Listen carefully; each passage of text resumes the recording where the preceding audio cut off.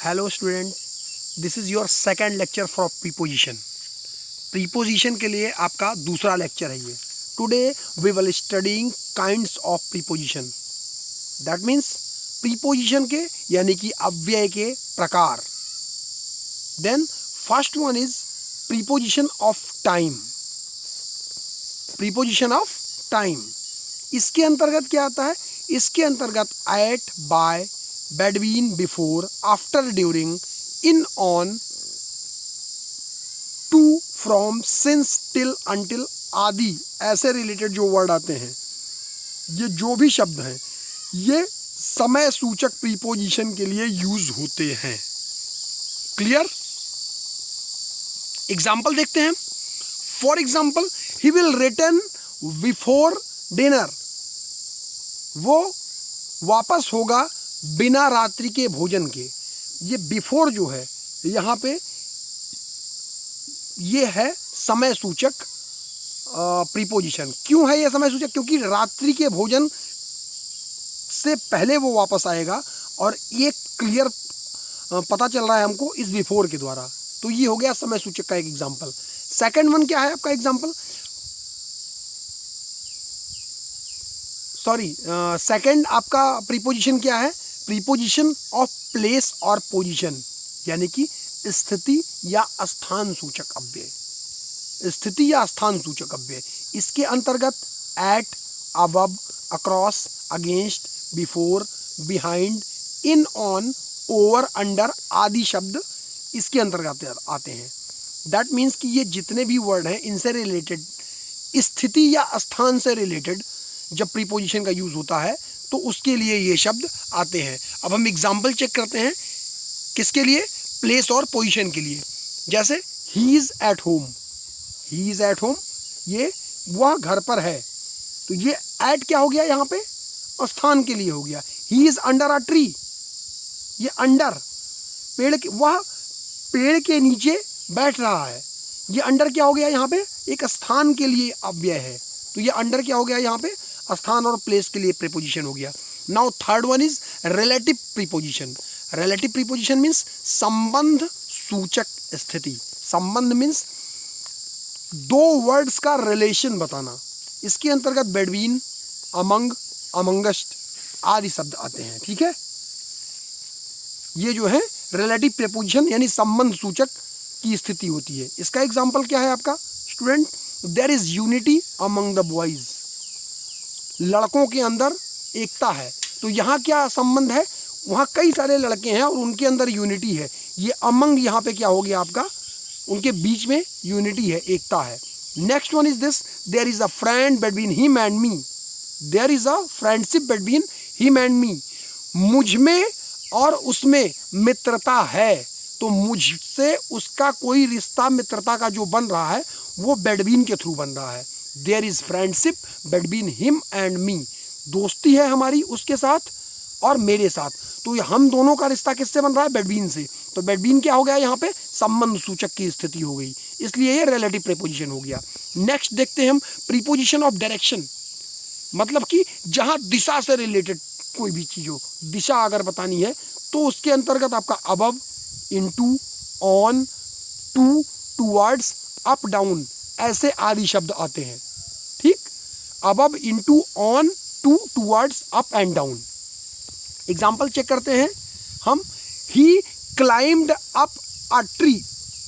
अब ये कैसे आप कहोगे कि ये दिशा सूचक है? अब वो पेड़ के ऊपर चढ़ रहा है तो ये एक दिशा ही तो हुई ऊपर की साइड। तो यहाँ पे अप जो आया है, अप पेड़ के ऊपर चढ़ने के लिए, ये अप क्या है? आपका दिशा सूचक अव्यय। He is going to school, वो स्कूल को जा रहा है। मतलब स्कूल को जा रहा है मतलब एक दिशा ही है, ये एक दिशा की तरफ जा रहा है। ये दिशा सूचक यहाँ पे टू जो है वो दिशा सूचक अव्यय का काम कर रहा है।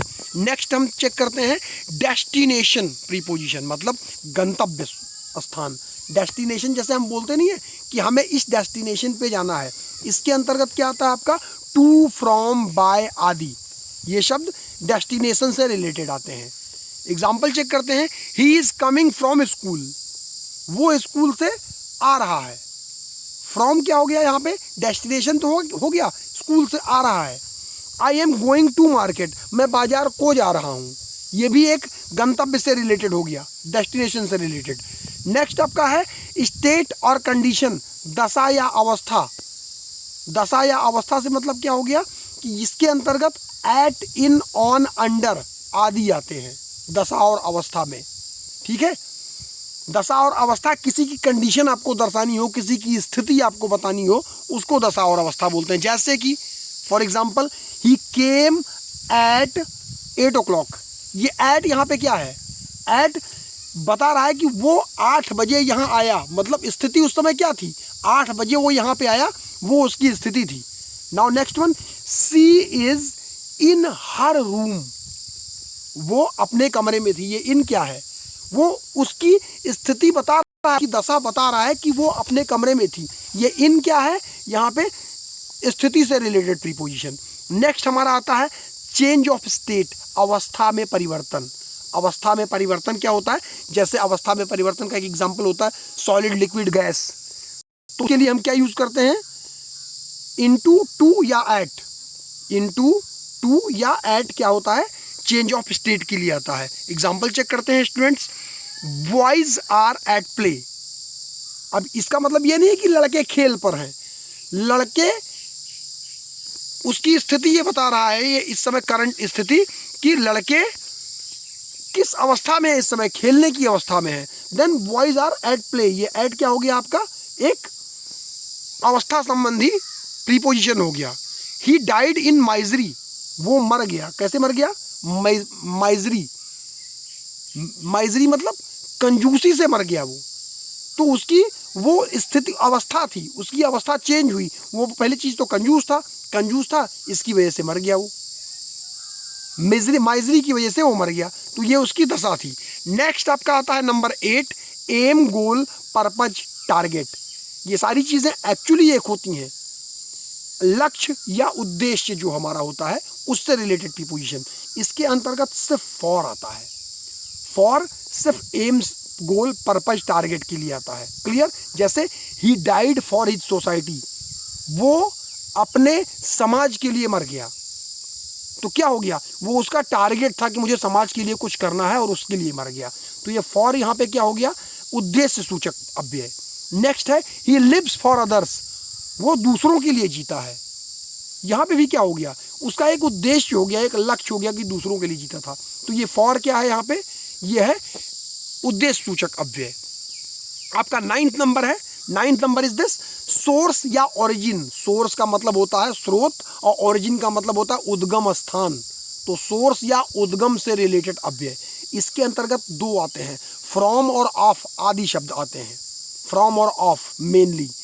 He comes of a rich family, मतलब वो एक धनी परिवार से आता है, इसका मतलब क्या हो गया, वो उस परिवार से जुड़ा हुआ है, उस परिवार का ओरिजिन है, वो परिवार उसका ओरिजिन है, वो धनी फैमिली से आता है, तो ये ऑफ क्या कर रहा है यहाँ पे, ओरिजिन प्रीपोजिशन का काम कर रहा है।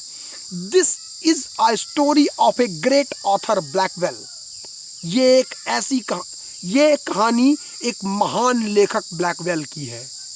ये क्या है, ब्लैकवेल का सोर्स है, ये कहानी ब्लैकवेल की सोर्स है, तो यहाँ पे ये जो ऑफ आपका है, ऑफ, ये ऑफ क्या है, ये यहाँ पे आपका सोर्स या ओरिजिन प्रीपोजिशन है। नेक्स्ट वन, रिलेशन और पोजेशन। रिलेशन मतलब होता है संबंध और पोजेशन मीन्स होता है अधिकार। संबंध और अधिकार सूचक शब्द क्या होते हैं, इसके अंतर्गत क्या आता है, ऑफ आता है, of. For example, this is the house of my friend, ये मेरे मित्र का घर है। एक्चुअली क्या है यहाँ पे, अगर देखा जाए तो वो घर आपके मित्र से संबंधित है, या आप कह सकते हो उस घर पे आपके मित्र का अधिकार है, तो ये आप यहाँ पे क्या काम कर रहा है, रिलेशन या पोजेशन का काम कर रहा है, उस घर से आपको मित्र को जोड़ रहा है। Next, he is a servant of my uncle, he is a servant of my uncle, that means वो जो नौकर है वो मेरे अंकल से जुड़ा हुआ है, मतलब उसका, मेरे अंकल का उस पर अधिकार है। यहाँ पे अधिकार सूचक अव्यय का प्रयोग हो रहा है, रिलेशन और पोजेशन से रिलेटेड। नेक्स्ट हम चेक करते हैं, नेक्स्ट हमारा है सेपरेशन। सेपरेशन का मतलब क्या होता है, अलगाव या अलग की स्थिति, तो अलग की स्थिति का सूचक जो होता है उसके लिए हम फ्रॉम, ऑफ या ऑफ यूज करते हैं। फ्रॉम, ऑफ या ऑफ यूज करते हैं। अब इसके एग्जांपल में he is of duty now, इसका मतलब उसकी ड्यूटी अब खत्म हो गई। ऑफ ड्यूटी नाउ मतलब ड्यूटी इज ओवर। अब क्या हो गया यहाँ पे, क्या बता रहा है, सेपरेशन मतलब उसकी ड्यूटी मान लो 12 घंटे की थी, अब उसकी ड्यूटी खत्म हो गई तो ऑफ ड्यूटी हो गई। भाई 8 घंटे की मेरी ड्यूटी थी, मेरी duty finish, then off duty. मतलब क्या हुआ, वो अपने कर्तव्य से सेपरेट हुआ कि नहीं, अलग हुआ कि नहीं, that is called separation. He is away from home. अब यहाँ पे एक वर्ड आया फ्रॉम। अब क्या है, घर से वो अबे मतलब दूर है, इसका मतलब सेपरेशन की एक स्थिति हुई कि नहीं, है स्थिति अलगाव की। घर से दूर है मतलब घर से अलग हुआ। देन ये फ्रॉम क्या है, सेपरेशन का सूचक है। Exactly. Now next one is material ingredient. Ingredient means जैसा आप जानते हो वस्तु या अंश संबंधी चीजें होती हैं। वस्तु से संबंधी चीजें जो है मटेरियल के लिए अगर हम कोई प्रीपोजिशन यूज करेंगे तो उसमें ऑफ या फ्रॉम आएगा। For example, this chair is made of would. ये कुर्सी किससे बनी है, लकड़ी से। तो मतलब ये ऑफ क्या है, एक मटेरियल का काम कर रहा है ना। लकड़ी के लिए कुर्सी लकड़ी से बनी है तो वो एक मटेरियल है ना, एक वस्तु से रिलेटेड ही है ना, या उससे संबंधित ही है ना।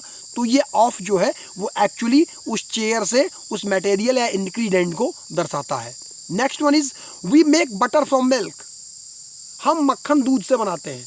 क्या हो गया, ये भी एक मटेरियल ही है, वस्तु या अंश से संबंधित ही है, मटेरियल या इंग्रेडिएंट। देन ये फ्रॉम क्या है, ये फ्रॉम ऐड कर रहा है मिल्क को बटर से।